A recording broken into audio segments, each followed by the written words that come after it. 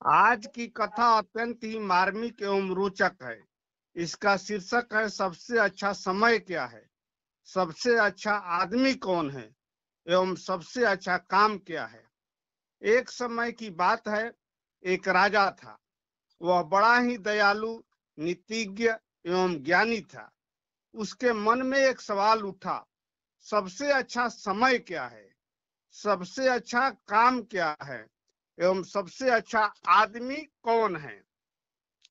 इस प्रश्न के जवाब के लिए अपने राज्य के सभी गुणीजनों को बुलाया एवं बारी बारी से उनसे प्रश्न का जवाब पूछा। सभी अपने अपने ढंग से प्रश्न का जवाब दिए, लेकिन राजा प्रश्न के जवाब से संतुष्ट नहीं हुए। एक दिन घोड़ा पर सवार होकर राजा शिकार की खोज में निकले। रास्ते में उन्हें एक साधु की कुटिया दिखाई दी।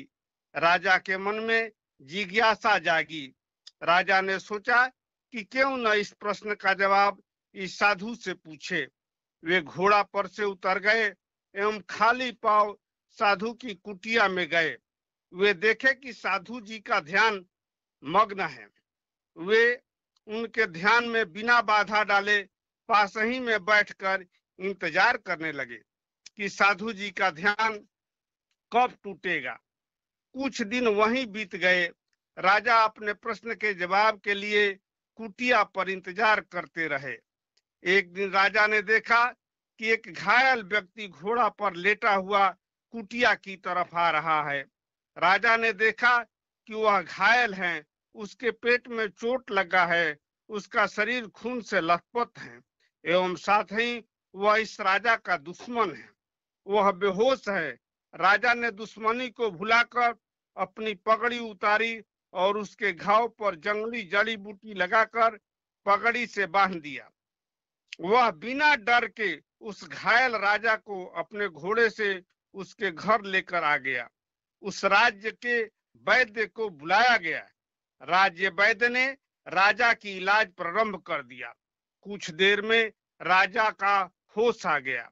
वैद्य बोले, अगर यह राजा आपको समय रहते आपके घाव पर पट्टी नहीं बांधते और यहाँ न लाए होते तो आपकी मृत्यु निश्चित थी।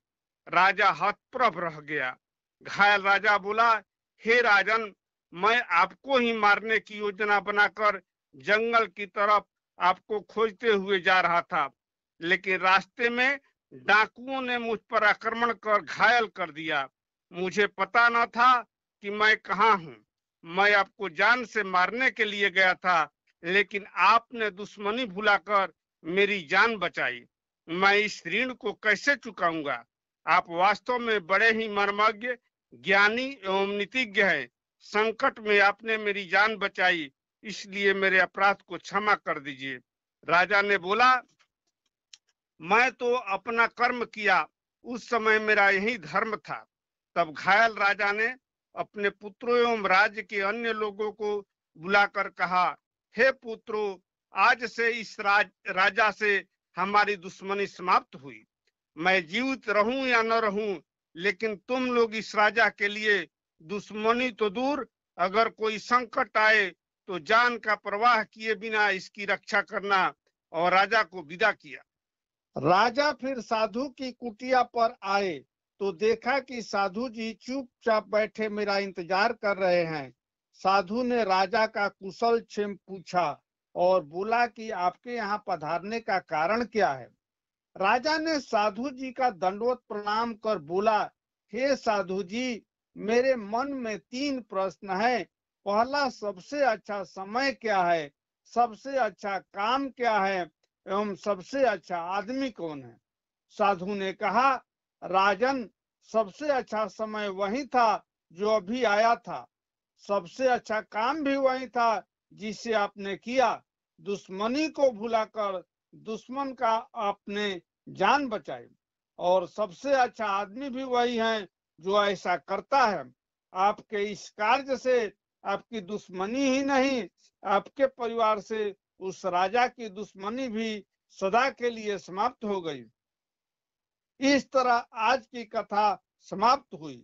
इसी प्रकार के ज्ञान परक कथाओं को सुनने के लिए मेरे चैनल को सब्सक्राइब करें, लाइक करें एवं अपने प्यारे दोस्तों में शेयर करें। धन्यवाद।